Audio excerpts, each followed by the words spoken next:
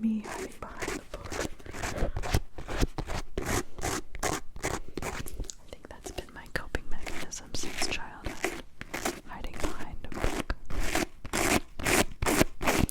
Like, I'm the girl who would like bring a book to camp, summer camp, and like not talk to anyone during lunch because I was in the throes of a dramatic moment. Let's just say I had trouble making friends. Oh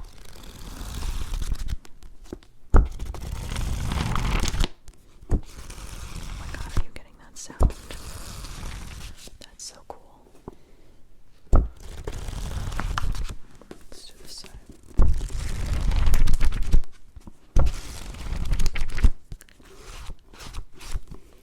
This is a Penguin Classics edition.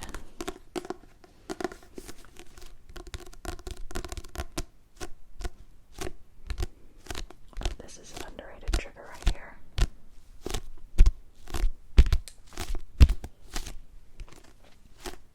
Like the sound of your hand leaving something, grasping. Margaret Hale, that's right. Oh my god, I may have to reread this one. Of all the books in my Victorian literature class, this was probably one of the best ones because she's not like a total wallflower.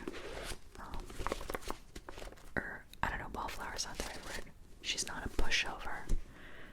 And I feel like there's a lot of Victorian lit where like it's some kind of romance and I don't know, like the woman is just a wallflower. Although I do think she faints at one point. I'm pretty sure that does happen. But fainting is such a good plot device. It's like suddenly our main character is completely vulnerable. What will happen to her? You know, it's just, I mean, as a writer myself, I have also been known to use a feint. You know what I just read recently? I read a condensed modern prose version of the Ramayana, which is like an epic poem. I think it was originally in Sanskrit, but there are a bunch of versions. Like there's a Tamil version that's really popular to this day.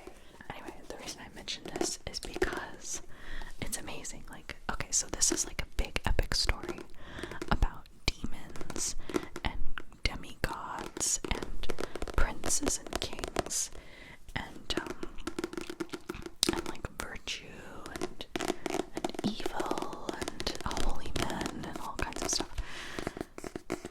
And in the midst of this, like our main kind of hero, Rama, who's like this virtuous prince, I guess, he will sometimes, I'm pretty sure I read this right, he will faint away, like he will swoon, and all of the main male characters of this book swoon at some point, like in grief. Like, so like on the battlefield, like he'll be there battling some demon, what was his name? Ravana, I think, was like the demon king of Lanka. And Ravana just like faints into a swoon. I forget why. It was like because his brother was slain or something. I just love it. I think that's so fun because oh, did you hear my bad crack? I think it's so fun because in Western lit, it's like women are the only people who faint. Meanwhile, in the Ramayana, it's like, I don't know. It's almost like it's almost like it's like a way of showing emotion or something.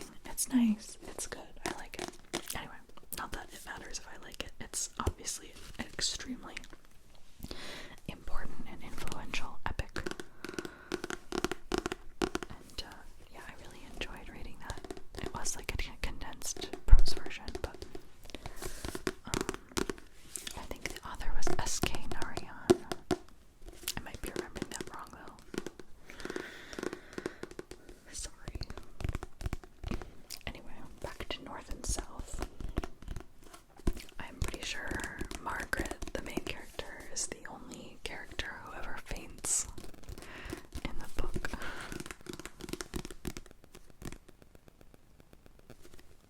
Oh, I'm hearing some kind of digital interference. That was so weird. I wonder if you guys will be able to hear that. That was so weird. I had no idea what that was. You know, sometimes mics can be weird. Maybe it was a haunting. Okay, so that's North and South. I didn't explain North and South at all, other than that it's like this. Oh yeah, John Thornton. Okay, yeah, so she has like this Beatrice and Benedict adversarial kind of like love to hate you relationship with this guy, John Thornton, who is like a mill owner and like the opposite of what she kind of believes in, because he's all about profit, baby, and you know, she's all about what about the workers, and this is a bad way to live, like we should all go back to the agrarian lifestyle, or I don't know, I may be misrepresenting this book, but anyway, but they have like chemistry, you know. I feel like that trope in literature is so funny. The love to hate you and then they like fall in love trope is so weird to me. Does that happen in real life? I feel like that never happens in real life. Maybe I'm wrong. I just like can't imagine hating someone and like hating everything they stand for and like fighting with them about it, and then you just like fucking get married. I don't know, it just doesn't make any sense to me. That reminds me, Beatrice and Benedict, which one is that? I have my Shakespeare plays over here. Oh, Much Ado About Nothing. I'm pretty sure that's the one I was thinking of. That's like the archetypal love-hate. They like squabble a lot and then they get married, I think. Very weird.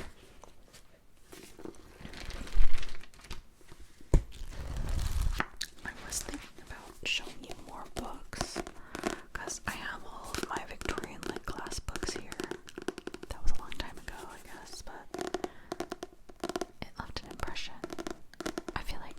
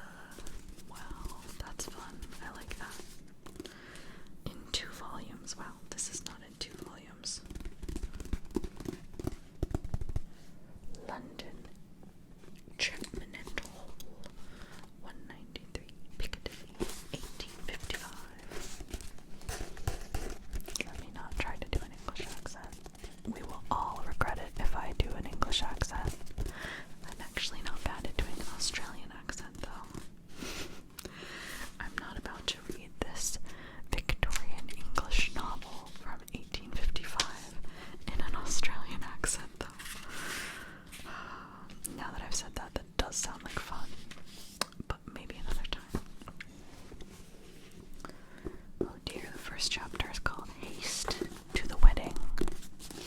Haste to the Wedding. Hey, I guess this is in public domain, so I could do whatever I wanted. I mean, this edition isn't in public domain, but the actual text of North and South is totally in public domain. Wow.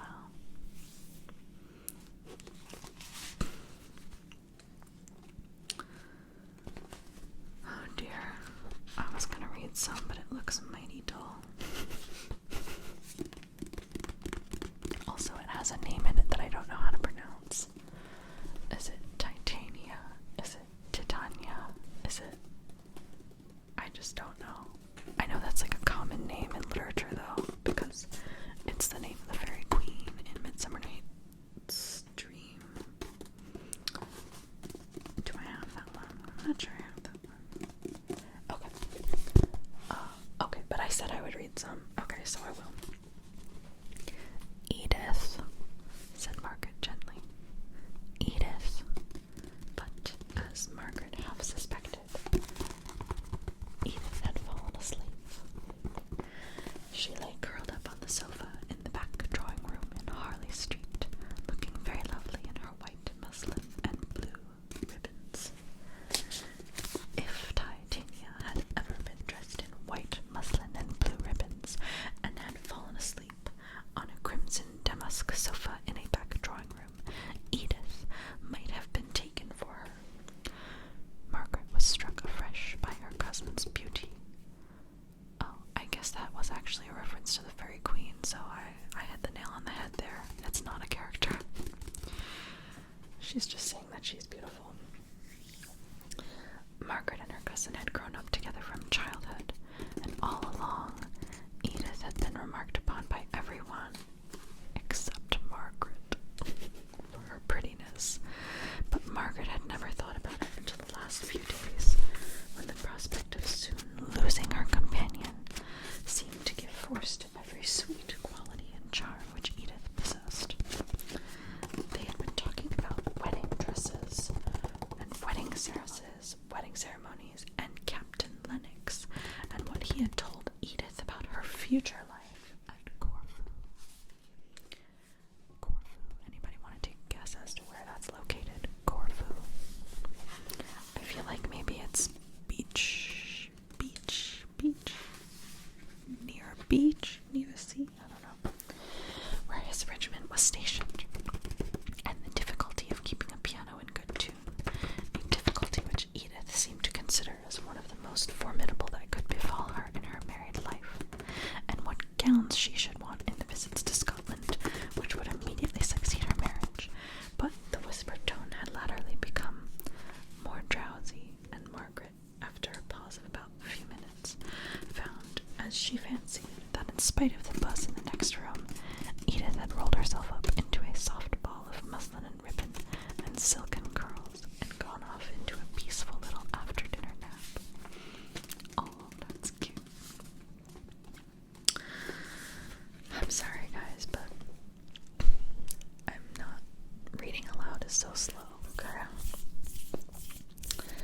Anyway, that was the first paragraph of North and South by Elizabeth Gaskell. Definitely starts out a little slower than we may be accustomed to with our in medias res style of literature that's more popular now, where you just get dropped straight into the action. Is that the right word, in medias res? Actually, I think that's the wrong word. I'm gonna have to Google this later. It's been a long time since I wrote a paper about a book and had to use these kinds of words. So I'll have to see. I'm feeling